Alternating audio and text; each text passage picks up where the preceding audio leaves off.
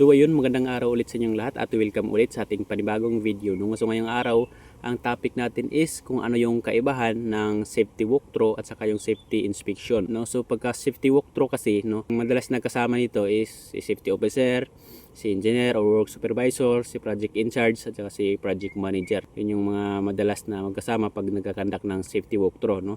At saka yung safety walkthrough kinakandak daily. Daily yan ginagawa. So ano ba yung mayroon sa safety walkthrough? Pagka safety walkthrough, nag-ikot tayo sa workplace natin or sa working area natin, tapos naghahanap tayo ng mga unsafe act or unsafe condition, mga hazard na pwede natin pa-rectify or ma-address agad. So halimbawa na lang naglalakad kayo tapos meron kayong nakitang open manhole or open excavation, pinapa-rectify nyo agad, pinapagawan nyo agad ng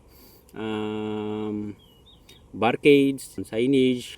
So isa pang halimbawa, may nakita kayong nagli-lifting tapos hindi gumagamit ng tagline. So on the spot, pinapakorek nyo agad, pinapalagyan nyo agad ng tagline. Tapos isa pa, meron kayong nakitang nag-hot works, nag-welding works, tapos walang fire extinguisher, so pinapalagyan nyo agad, pinapakorek nyo agad, sinasabi nyo agad yung mga concern. So ang safety walkthrough is proactive culture ng isang safety officer. So ginagawa siya daily ng isang safety officer, mag-ikot sa site, at saka yung mga makikitang hazard o findings, unsafe act or unsafe condition, at maaari kinukorek agad or nire-rectify natin agad. So yun yung safety walkthrough. Sa safety inspection naman, based dun sa experience ko or karanasan ko, pagka sinasabing safety inspection is merong schedule.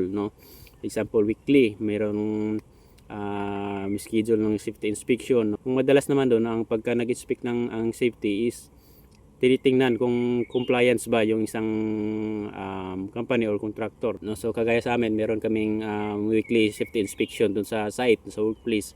So pagdating doon sa site, madalas namin tinitingnan yung mga PPE ng tao, hindi ba mga substandard, yung mga ganong bagay. Tapos ini-issue ng libre ba sa mga tao, yung mga ganon. Tapos isa pa, meron tayong working on heights.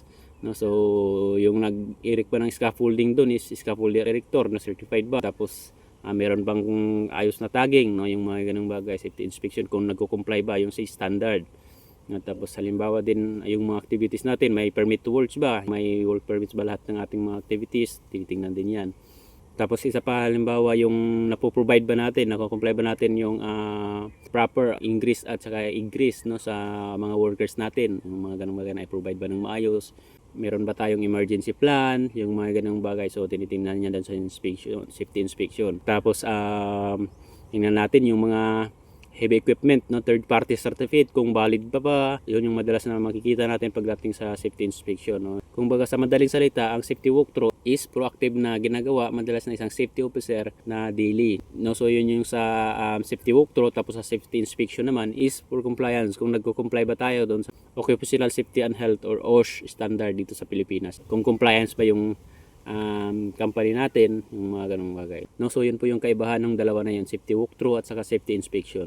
So yun lang naman sa akin. Sana meron kayong natutunan para sa video na ito. Maraming salamat and God bless.